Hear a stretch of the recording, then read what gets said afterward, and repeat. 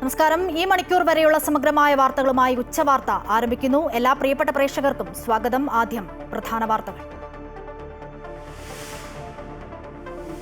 വിഷയം ചൂണ്ടിക്കാണിക്കേണ്ടത് എങ്ങനെയാണോ അങ്ങനെ ചൂണ്ടിക്കാണിക്കണം. അങ്ങനെ അല്ലാതെ ചൂണ്ടിക്കാണിക്കുന്ന കാര്യത്തെയാണ് വിമർശനാത്മകമായിട്ട് പറഞ്ഞത്. അല്ല, പ്രശ്നം ഉണ്ടായാൽ പരിഹരിക്കും. അതിൽ പ്രശ്നമൊക്കെ ഉണ്ടാവും. നൂറുകണക്കിന് ആശുപത്രികളും മെഡിക്കൽ കോളേജ് ഉൾപ്പെടെയുള്ള നിരവധി സംവിധാനങ്ങളുള്ള ഒരു സംസ്ഥാനത്തിൻ്റെ അകത്ത് എവിടെയെങ്കിലും ചില പ്രശ്നങ്ങളൊന്നും ഉണ്ടാവില്ല എന്ന് പറയാൻ പറ്റില്ല. ഉണ്ടാവും. ആ ഉണ്ടാവുന്നത് ശ്രദ്ധയിൽപ്പെട്ട് ഉടനെ തന്നെ പരിഹരിക്കാൻ ആവശ്യമായ നിലപാട് സ്വീകരിക്കും. മുഖ്യമന്ത്രിക്ക് പിന്നാലെ ഡോക്ടർ ഹാരിസ് ചിറക്കലിനെ തള്ളി CPM-ഉം മന്ത്രിമാരും. പ്രതിപക്ഷത്തിന് ആയുധം നൽകുന്ന പരാമർശമെന്ന് MV ഗോവിന്ദൻ. തുറന്നു പറച്ചിൽ തെറ്റിദ്ധാരണ ഉണ്ടാക്കിയെന്നും തിരുത്തലല്ല ആരോഗ്യമേഖലയെ തകർക്കലാണെന്നും ദേശാഭിമാനിയിൽ മുഖപ്രസംഗം. ഡോക്ടറെ പിന്തുണച്ച് CPI. മുഖ്യമന്ത്രിക്കും മന്ത്രിമാർക്കും ഭീഷണിയുടെ സ്വരമെന്ന് VD സതീശൻ.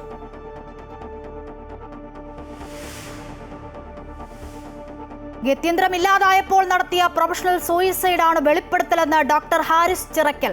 ജനങ്ങളെ ബുദ്ധിമുട്ടിലാക്കി ആശുപത്രികൾക്ക് മുൻപിലുള്ള പ്രതിഷേധ സമരവും ധർണയും ഒഴിവാക്കണം. ബ്യൂറോക്രസിയിലെ മെല്ലപ്പോക്കും ചുവപ്പുനാടയും ഒഴിവാക്കി പ്രശ്നങ്ങൾ പെട്ടെന്ന് പരിഹരിക്കാൻ അഭ്യർത്ഥനയെന്നും ഡോക്ടർ ഹാരിസ്. പ്രധാനമന്ത്രി നരേന്ദ്രമോദിയുടെ 10 വർഷത്തിനിടയിലെ ദൈർഘ്യമേറിയ വിദേശ പര്യടനത്തിന് തുടക്കം. 8 ദിവസത്തെ പര്യടനത്തിൽ 5 രാജ്യങ്ങൾ സന്ദർശിക്കും. ഇന്ന് ഘാനയിൽ. ഒരു ഇന്ത്യൻ പ്രധാനമന്ത്രി ഘാനയിലെത്തുന്നത് 30 വർഷങ്ങൾക്ക് ശേഷം. പ്രസിഡന്റ് ജോൺ ദ്രാമനിയുമായി ഊർജ്ജ പ്രതിരോധ മേഖലകളിലെ സഹകരണത്തിൽ ചർച്ച. കപ്പൽ മുങ്ങിയ സ്ഥലത്ത് മത്സ്യബന്ധനത്തിന് പോകരുതെന്ന ഫിഷറീസ് മന്ത്രി സജി ചെറിയാൻ. കണ്ടെയ്നർ കടലിൽ നിന്നെടുക്കാൻ ശ്രമം. കപ്പൽ കമ്പനികളിൽ നിന്നും നഷ്ടപരിഹാരം ആവശ്യപ്പെടും. മത്സ്യത്തൊഴിലാളികൾക്ക് ആവശ്യമായ സഹായം നൽകാൻ നടപടിയെന്നും Saji Cherian.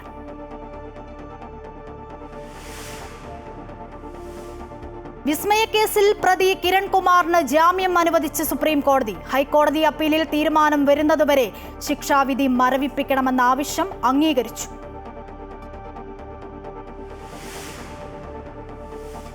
India England 2ാം test ഇന്നു മുതൽ. ബുംറ കളിക്കുമോ എന്നതിൽ ആകാംക്ഷ. ഫിഫ ക്ലബ് ലോകകപ്പ് പ്രീ ക്വാർട്ടർ പോരാട്ടത്തിൽ റയലിന് വൻ വിജയം. യുവൻസിനെ വീഴ്ത്തിയത് എതിരില്ലാത്ത ഒരു ഗോളിന്. യുവൻസിന്റെ വല ചലിപ്പിച്ചത് ഗോൺസാല ഗാർഷ്യ.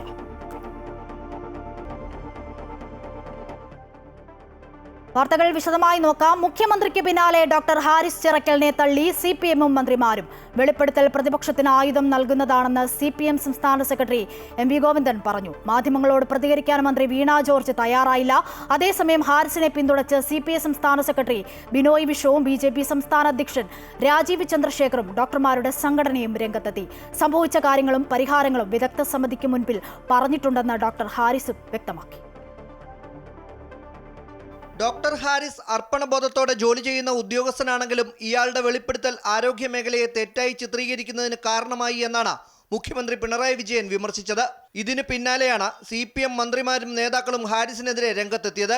ഹാരിസിന്റെ വെളിപ്പെടുത്തൽ പ്രതിപക്ഷത്തിന് ആയുധം നൽകുന്നതിന് തുല്യമാണെന്ന് പാർട്ടി സംസ്ഥാന സെക്രട്ടറി MV ഗോവിന്ദൻ പറഞ്ഞു.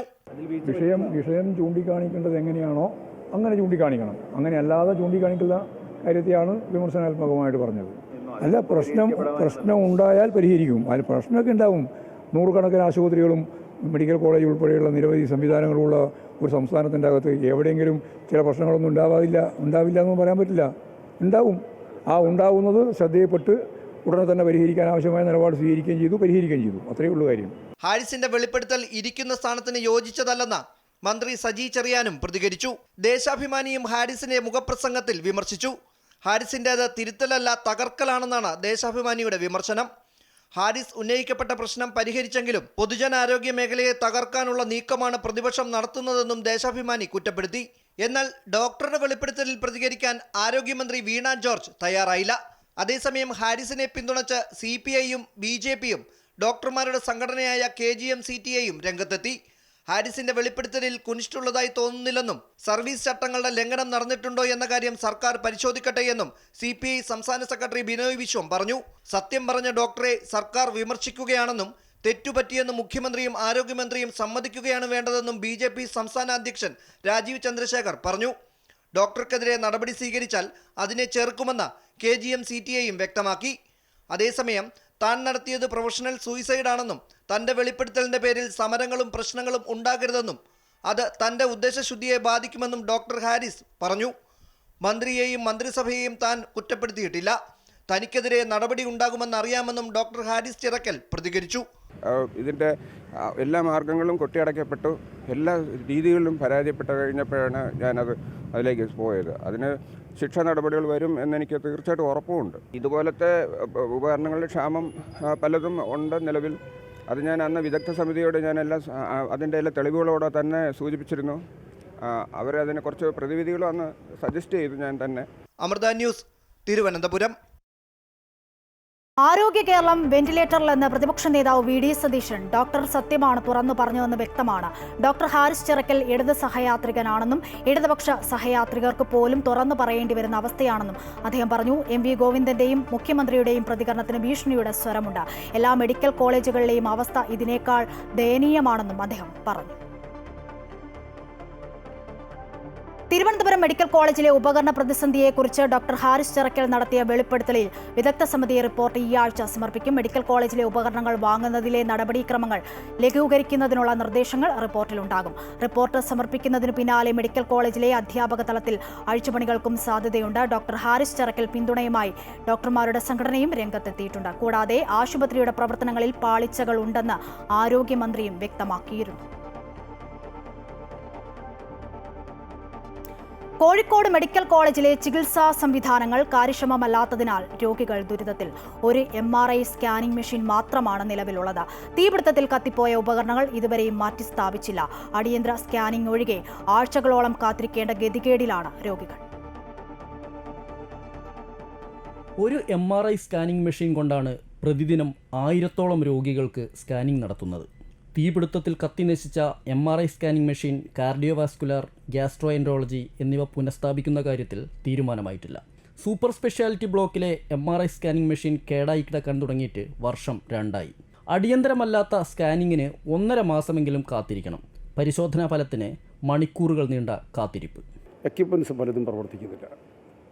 ഇപ്പോൾ കാർഡിയോവാസ്കുലർ സർജറിൻ്റെ തിയേറ്റർ, ആ തിയേറ്ററിൽ ഒന്ന് ഇപ്പം പഴയ ബ്ലോക്കിനകത്ത് CH സെൻറ്റർ, അതായത് ഞാൻ ജനറൽ സെക്രട്ടറി ആയിരുന്ന സന്ദർഭത്തിൽ നിർമ്മിച്ചു കൊടുത്ത് 2014 ഹാൻഡ് ഓവർ ചെയ്തതിന് ശേഷമാണ് അവിടെ സർജറിയുടെ എണ്ണം വർദ്ധിപ്പിക്കാൻ സാധിച്ചത്. അതിന് മതിയാകാത്തത് കൊണ്ടാണ് PMSSYയിലേക്ക് ബ്ലോക്കിലേക്ക് സർജറി തിയേറ്റർ മാറ്റിയത്. ആ സർജറി തിയേറ്ററിനകത്തുള്ള മുഴുവൻ ഉപകരണങ്ങളും കേടുപാട് സംഭവിച്ചിട്ടുണ്ട്. ഹൃദയ ശസ്ത്രക്രിയയ്ക്ക് കാത്തിരിക്കുന്നത് 200 പേരാണ്. വൃക്ക മാറ്റിവെക്കൽ ശസ്ത്രക്രിയയ്ക്ക് 30-ലേറെ പേർ കാത്തിരിക്കുന്നുണ്ട്. തിരുവനന്തപുരം മെഡിക്കൽ കോളേജിൽ പ്രതിദിനം 6-7 വൃക്ക മാറ്റിവെക്കൽ ശസ്ത്രക്രിയ നടക്കുമ്പോൾ കോഴിക്കോട് ഇത് 15 മുതൽ 18 വരെയാണ്. തിരുവനന്തപുരത്തേക്കാൾ രോഗാതുരമാണ് കോഴിക്കോട് മെഡിക്കൽ കോളേജ് എന്ന കാര്യത്തിൽ തർക്കമില്ല. കോഴിക്കോട് മെഡിക്കൽ കോളേജിൽ കത്തിപ്പോയവയ്ക്ക് പകരമായി പുതിയ ഉപകരണങ്ങൾ സ്ഥാപിക്കാൻ പോലും ഇതുവരെയും നടപടിയുണ്ടായിട്ടില്ല. അടിസ്ഥാന സൗകര്യങ്ങളുടെ അപര്യാപ്തത മുഴച്ചു നിൽക്കുമ്പോഴും ആരോഗ്യവകുപ്പ് നിഷ്ക്രിയത്വം തുടരുകയാണ്. ക്യാമറാമാൻ അമർജിത്തിനൊപ്പം എസ് വിനേഷ് കുമാർ, അമൃത ന്യൂസ്, കോഴിക്കോട്. തിരുവനന്തപുരത്ത് സ്വകാര്യ ആശുപത്രിയിൽ ചികിത്സയിൽ കഴിയുന്ന മുൻ മുഖ്യമന്ത്രി VS അച്യുതാനന്ദന്റെ ആരോഗ്യനില മാറ്റമില്ലാതെ തുടരുന്നതായി പുതിയ മെഡിക്കൽ ബുള്ളറ്റിൻ. രക്തസമ്മർദ്ദവും വൃക്കകളുടെ പ്രവർത്തനവും സാധാരണ നിലയിലാക്കാനുള്ള ചികിത്സകൾ തുടരുകയാണ്. വിദഗ്ധ ഡോക്ടർമാരുടെ നിരീക്ഷണത്തിലാണ് VS. കടുത്ത ഹൃദയാഘാതത്തെ തുടർന്ന് 10 ദിവസം മുൻപാണ് VS അച്യുതാനന്ദനെ ആശുപത്രിയിൽ പ്രവേശിപ്പിച്ചത്. കപ്പൽ മുങ്ങിയ സ്ഥലത്ത് മത്സ്യബന്ധനത്തിന് പോകാൻ പാടില്ലെന്ന് ഫിഷറീസ് വകുപ്പ് മന്ത്രി സജി ചെറിയാൻ. കണ്ടെയ്നർ കടലിൽ നിന്നും എടുക്കാൻ കേന്ദ്ര സർക്കാരുമായി ബന്ധപ്പെട്ടു. കപ്പൽ കമ്പനികളിൽ നിന്നും നഷ്ടപരിഹാരം ആവശ്യപ്പെടും. മത്സ്യത്തൊഴിലാളികൾക്ക് എന്തെല്ലാം സഹായം ചെയ്യാൻ കഴിയുമെന്ന് പരിശോധിക്കും. വല കീറിയവർക്ക് നഷ്ടപരിഹാരം നൽകേണ്ടതാണെന്നും നടപടിയുണ്ടാകുമെന്നും സജി ചെറിയാൻ പറഞ്ഞു. ഈ കണ്ടെയ്നറുകൾ അതിനുവേണ്ടിയുള്ള ശ്രമം നടക്കും. 2, ഈ കപ്പലിൻ്റെ കമ്പനി നഷ്ടപരിഹാരം അത് ലോകത്തെമ്പാടും ഇതുമായി ബന്ധപ്പെട്ട് ഷിപ്പിംഗ് മന്ത്രാലയങ്ങളുമായി ബന്ധപ്പെട്ട് നിയമവ്യവസ്ഥയുടെ ഇത്തരം അപകടങ്ങൾ സംബന്ധിച്ച് 2 തരത്തിൽ സാധിക്കും. മത്സ്യബന്ധനത്തിന് പോകാൻ കഴിയാത്ത മത്സ്യത്തൊഴിലാളികളുടെ പ്രയാസങ്ങളുടെ പരിഹാരമാണ് നഷ്ടപരിഹാരം. വിസ്മയ കേസിൽ പ്രതി കിരൺകുമാറിന് ജാമ്യം അനുവദിച്ച സുപ്രീം കോടതി ശിക്ഷാവിധി മരവിപ്പിക്കണമെന്ന ഹർജി കോടതി അംഗീകരിച്ചു. ഹൈക്കോടതി അപ്പീലിൽ തീരുമാനം വരുന്നതുവരെ ശിക്ഷാവിധി മരവിപ്പിക്കണമെന്നായിരുന്നു ഹർജിയിലെ ആവശ്യം. നിലവിൽ കേസിൽ പരോളിലാണ് കിരൺകുമാർ. തനിക്കെതിരെ ആത്മഹത്യാ പ്രേരണ കുറ്റം നിലനിൽക്കില്ല എന്നതായിരുന്നു ഹർജിയിലെ പ്രധാന വാദം. തനിക്കെതിരെ ആത്മഹത്യാ പ്രേരണയ്ക്ക് തെളിവില്ലെന്നും മാധ്യമ വിചാരണയുടെ ഇരയാണ് താനെന്നും കിരൺകുമാർ വാദിച്ചു. കേസിൽ നേരത്തെ കൊല്ലം അഡീഷണൽ സെഷൻസ് കോടതി 10 വർഷത്തെ തടവും 12 ലക്ഷം രൂപയും ശിക്ഷയായി വിധിച്ചിരുന്നു. ഇതിനെതിരെ കിരൺകുമാർ ഹൈക്കോടതിയിൽ അപ്പീൽ നൽകുകയും അത് വൈകുന്ന സാഹചര്യത്തിൽ തന്റെ ശിക്ഷ മരവിപ്പിച്ച് ശിക്ഷ റദ്ദാക്കണമെന്ന ആവശ്യം സുപ്രീം കോടതിയിൽ ഉന്നയിച്ചിരുന്നു.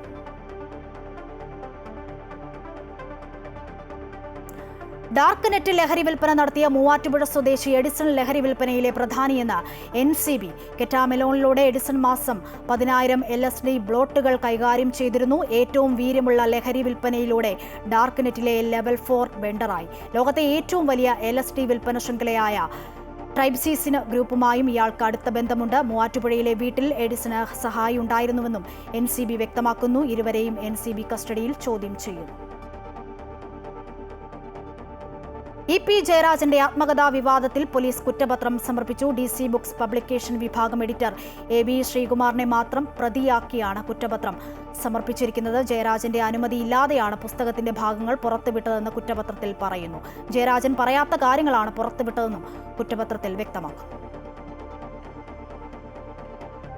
വയനാട് സുൽത്താൻ ബത്തേരി സ്വദേശി ഹേമചന്ദ്രന്റെ മരണം ആത്മഹത്യയാണെന്നും മർദ്ദിച്ചു കൊലപ്പെടുത്തിയെന്ന വാദം തെറ്റാണെന്നും മുഖ്യപ്രതി നൌഷാദ്. സമൂഹ മാധ്യമത്തിലൂടെയാണ് നൌഷാദിന്റെ പ്രതികരണം. താൻ എങ്ങോട്ടും മുങ്ങിയിട്ടില്ലെന്നും ഗൾഫിൽ നിന്നും തിരിച്ചെത്തിയാലുടൻ പോലീസിന് മുൻപിൽ ഹാജരാകുമെന്നും നൌഷാദ് വീഡിയോയിൽ പറയുന്നു. ഹേമചന്ദ്രന്റെ മൃതദേഹം റീപോസ്റ്റ്മോർട്ടം ചെയ്യണമെന്ന ആവശ്യവും നൌഷാദ് ഉന്നയിക്കുന്നു. ഹേമചന്ദ്രനെ കൊലപ്പെടുത്തിയത് ശ്വാസം മുട്ടിച്ചിട്ടാണെന്ന പ്രാഥമിക പോസ്റ്റ്മോർട്ടം റിപ്പോർട്ടിന്റെ അടിസ്ഥാനത്തിൽ പോലീസ് അന്വേഷണം ഊർജിതമാക്കിയതിന് പിന്നാലെയാണ് കേസിലെ മുഖ്യപ്രതി നൌഷാദ് സമൂഹമാധ്യമത്തിൽ പുതിയ വീഡിയോ പങ്കുവയ്ക്കുന്നത്. ഹേമചന്ദ്രൻ ആത്മഹത്യ ചെയ്യുകയായിരുന്നുവെന്നും മറ്റ് വഴികളൊന്നുമില്ലാതെ വന്നതോടെ മൃതദേഹം കുഴിച്ചിടുകയായിരുന്നുവെന്നും നൌഷാദ് വീഡിയോയിൽ പറയുന്നു. നിരവധി പേർക്ക് ഹേമചന്ദ്രൻ പണം നൽകാനുണ്ടായിരുന്നു. താൻ ഒളിച്ചോടിയതല്ല. 2 മാസത്തെ വിസിറ്റിംഗ് വിസയ്ക്ക് ഗൾഫിലെത്തിയതാണ്. തിരിച്ചെത്തിയാൽ ഉടൻ പോലീസിന് മുന്നിൽ ഹാജരാകുമെന്നും നൌഷാദ് പറയുന്നു. ഹേമചന്ദ്രന്റെ മൃതദേഹം റീപോസ്റ്റ്മോർട്ടം ചെയ്യണമെന്ന ആവശ്യവും നൌഷാദ് ഉന്നയിക്കുന്നു. കൊലപാതകം എന്ന് പറയുന്നത് തെറ്റാണ്. ഈ വ്യക്തി ആത്മഹത്യ ചെയ്തതാണ്.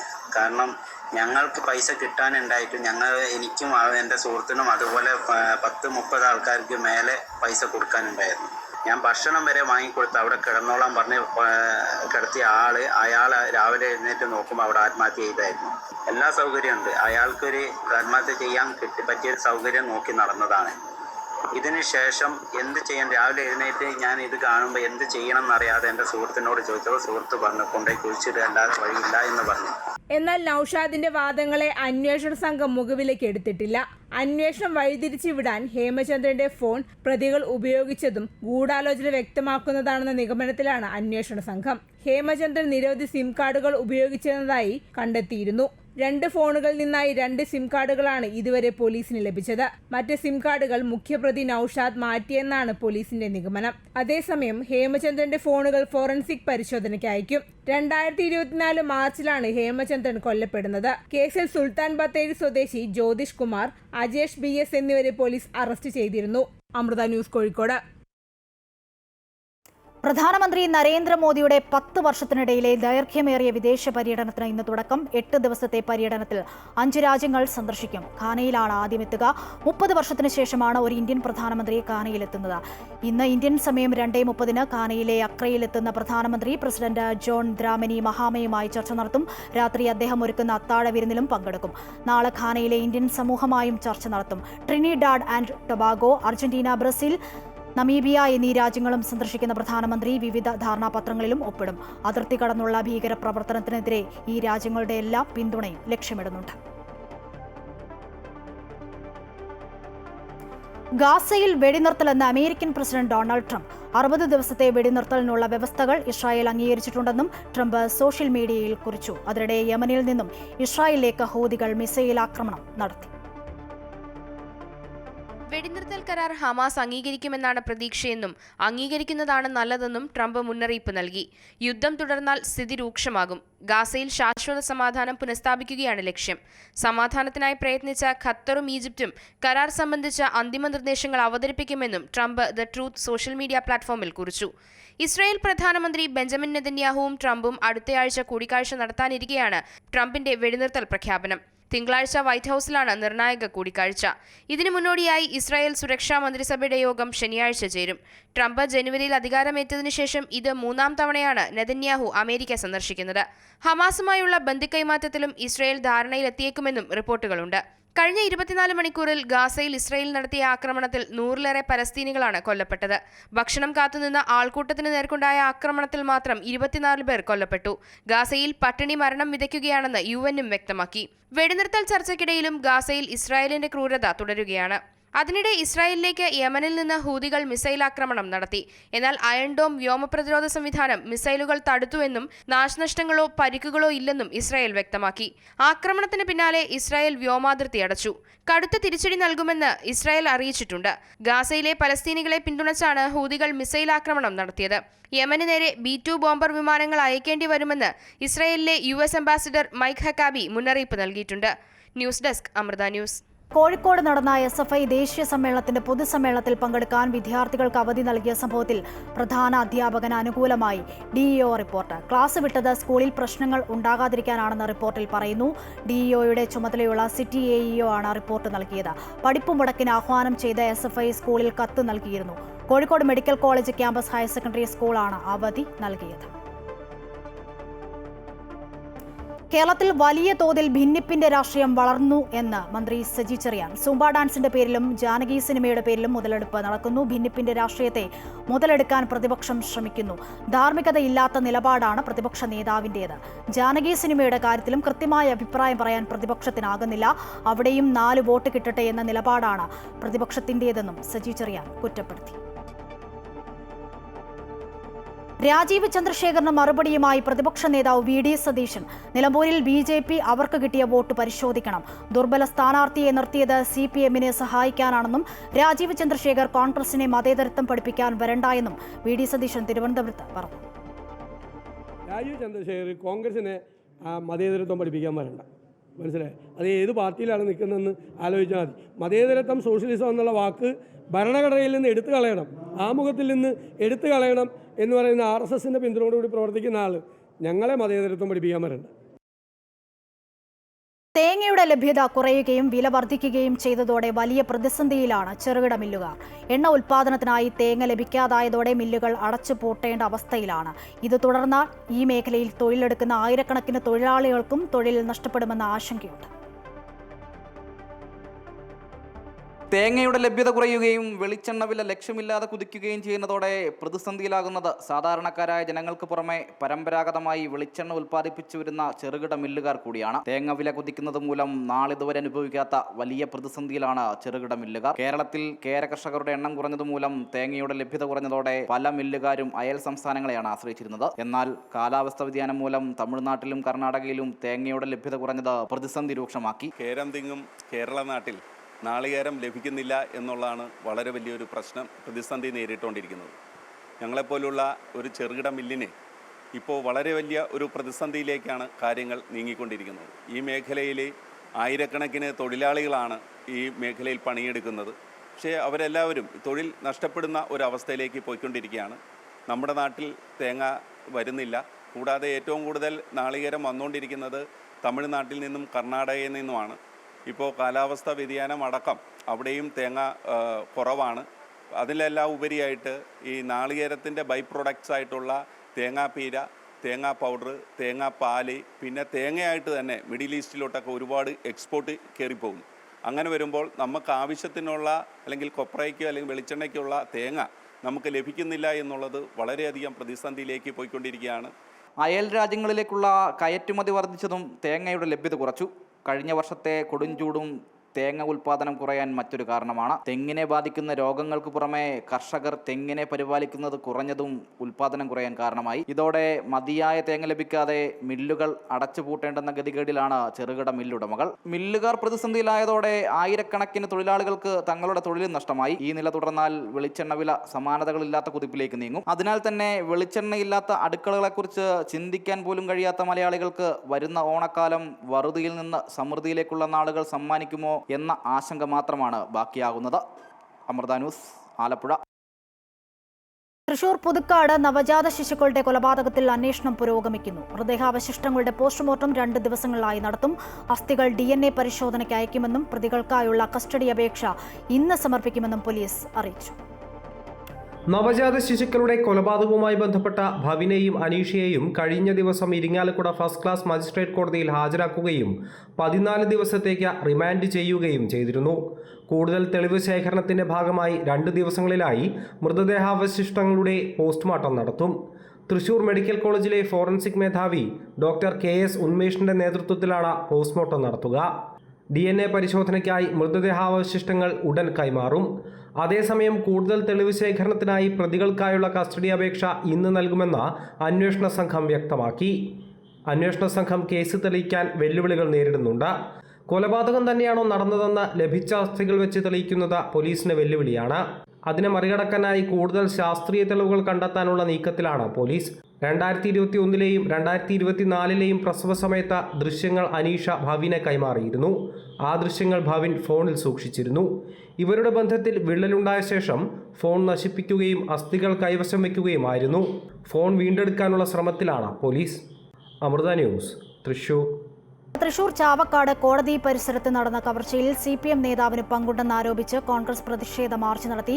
ചാവക്കാട് പോലീസ് സ്റ്റേഷനിലേക്ക് നടത്തിയ മാർച്ചിന് നേരെ പോലീസ് ജലപീരങ്കി പ്രയോഗിച്ചു. ചാവക്കാട് കോടതി പരിസരത്ത് നിന്നും കാറും മൊബൈൽ ഫോണും പണവും കവർന്ന കേസിലാണ് പ്രതിഷേധം. അന്നക്കര സ്വദേശി രതീഷിനെയും ഭാര്യയെയും ആക്രമിച്ച് കാറും 49,000 രൂപയും മൊബൈൽ ഫോണും കവർന്നതായാണ് പരാതി. സംഭവത്തിൽ തിരുവത്ര സ്വദേശികളായ റഹീം, അനസ് എന്നിവർ നേരത്തെ കേസിൽ അറസ്റ്റിലായിരുന്നു. കേസിൽ CPM Thiruvathra local secretary KH സലാമിനും പങ്കുണ്ടെന്നും പ്രതി ചേർത്തെങ്കിലും ഇയാളെ അറസ്റ്റ് ചെയ്യുന്നില്ല എന്നാരോപിച്ചാണ് കോൺഗ്രസ് സമരം നടത്തിയത്. ഖദർ തർക്കത്തിൽ അജയ് തറയിലിന് മറുപടിയുമായി KS ശബരിനാഥൻ. ഗാന്ധിയൻ ആശയങ്ങളുടെ ലാളിത്യത്തിന്റെ പ്രതീകമായി ഖദറിനെ ഇപ്പോൾ കാണാൻ കഴിയില്ലെന്നും ഖദർ സാധാരണ പോലെ വീടുകളിൽ കഴുകി ഇസ്തിരിയിടാൻ പ്രയാസമാണെന്നും ശബരിനാഥൻ ഫേസ്ബുക്കിൽ കുറിച്ചു. ഒരു ഖദർ ഡ്രൈ ക്ലീൻ ചെയ്യുന്ന ചിലവിൽ 5 കളർ ഷർട്ട് ഇസ്തിരി ചെയ്ത് കിട്ടും. വസ്ത്രം ഏതായാലും മനസ്സ് നന്നായാൽ മതിയെന്നും KS ശബരിനാഥന്റെ പോസ്റ്റിൽ പറയുന്നു. യുവതലമുറയ്ക്ക് ഖദറിനോട് എന്താണ് ഇത്ര നീരസമെന്നായിരുന്നു അജയ് തറയിലിന്റെ ചോദ്യം. കോൺഗ്രസിലെ ഖദർ വിവാദത്തിൽ നിലപാട് വ്യക്തമാക്കി പ്രതിപക്ഷ നേതാവ് VD സതീശൻ. വസ്ത്രധാരണം അടിച്ചേൽപ്പിക്കേണ്ട വിഷയമല്ല. ഇഷ്ടമുള്ള വസ്ത്രം ധരിക്കാൻ എല്ലാവർക്കും അവകാശമുണ്ട്. ഖദർ തന്നെ ധരിക്കണമെന്ന് നിർബന്ധമില്ല. കളർ വസ്ത്രങ്ങളും ധരിക്കട്ടെയെന്ന് VD സതീശൻ തിരുവനന്തപുരത്ത് പറഞ്ഞു. വസ്ത്രധാരണത്തിലൊന്നും ഒരു റെസ്ട്രിക്ഷൻ കൊടുക്കാറില്ല. സ്വാതന്ത്ര്യ സമരമൊന്നും നടക്കാനല്ല. അത് അന്നത്തെ കാലത്തിൽ ഒരു പ്രതീകമായിട്ടാണ് ഖദർ ധരിക്കുന്നത്. അത് ഖദർ ധരിക്കുന്ന ചെറുപ്പക്കാരുണ്ട്, ഖദർ ധരിക്കാത്തവരുണ്ട്. ഞങ്ങൾ വസ്ത്രധാരണത്തിലൊന്നും ഒരു റിസ്ട്രിക്ഷൻ കൊടുക്കില്ല, ഒരു നിർബന്ധം ഒന്നും കൊടുക്കില്ല. കോഴിക്കോട് ബാലുശ്ശേരി ബസ് സ്റ്റാൻഡിന് സമീപം ടിപ്പർ ലോറിയും പിക്കപ്പ് വാനും കൂട്ടിയിടിച്ച ഒരാൾക്ക് പരിക്ക്. പിക്കപ്പ് വാൻ ഡ്രൈവർ ഷെഫീഖിനാണ് പരിക്കേറ്റത്. രാവിലെ 10 മണിയോടെയാണ് സംഭവം. ഉള്ളിയേരി ഭാഗത്ത് പോകുന്ന പിക്കപ്പ് വാൻ താമരശ്ശേരി ഭാഗത്ത് പോകുന്ന ലോറി ഇടിക്കുകയായിരുന്നു. അപകടത്തെ തുടർന്ന് ഏറെ നേരം പ്രദേശത്ത് ഗതാഗതം തടസ്സപ്പെട്ടു. മലയാളി വിദ്യാർത്ഥി തമിഴ്നാട്ടിൽ അപകടത്തിൽപ്പെട്ടു. ക്വാറിയിൽ കുളിക്കാനിറങ്ങിയ വിദ്യാർത്ഥിയാണ് കാണാതായത്. നിലമ്പൂർ പോത്തുകൽ പൂളപ്പാടം സ്വദേശി മുഹമ്മദ് അഷ്മിലാണ് അപകടത്തിൽപ്പെട്ടത്. തമിഴ്നാട് കാഞ്ചീപുരം ജില്ലയിലാണ് അപകടമുണ്ടായത്. കായിക വാർത്തകൾ നോക്കാം. ഇന്ത്യ-ഇംഗ്ലണ്ട് 2ാം ടെസ്റ്റ് ഇന്നു മുതൽ. ആദ്യ മത്സരം തോറ്റതിന്റെ സമ്മർദ്ദത്തിലാണ് ടീം ഇന്ത്യ ഇന്നിറങ്ങുന്നത്. ഇന്ത്യൻ ടീമിൽ മാറ്റങ്ങൾ ഉണ്ടാകുമെന്നാണ് റിപ്പോർട്ടുകൾ. ജസ്പ്രീത് ബുംറ കളിക്കുമോ എന്നതിലും ആകാംക്ഷ തുടരുന്നു. ഇംഗ്ലണ്ടിനെതിരെ 5 മത്സരങ്ങളാണുള്ളത്. വൈകിട്ട് 3:30 മുതലാണ് മത്സരം. ഫിഫ ക്ലബ് ലോകകപ്പ് പ്രീ ക്വാർട്ടർ പോരാട്ടത്തിൽ റയലിന് വൻ വിജയം. യുവൻസിനെ വീഴ്ത്തിയത് എതിരില്ലാത്ത 1 ഗോളിനാണ്. 54-ാം മിനിറ്റിൽ ഗോൺസാലോ ഗാർഷിയാണ് യുവൻസിന്റെ വല ചലിപ്പിച്ചത്. ക്വാർട്ടർ ഫൈനലിൽ ബർസിയ ഡോർട്ട്മുണ്ട്, മൊണ്ടേരി മത്സരത്തിലെ വിജയികളാകും നേരിടുക. ഇതോടെ ഉച്ചവാർത്ത പൂർണ്ണമാകുന്നു. കൂടുതൽ വാർത്തകൾക്കായി അമൃത ന്യൂസിന്റെ യൂട്യൂബ് ചാനൽ സന്ദർശിക്കുക. നമസ്കാരം.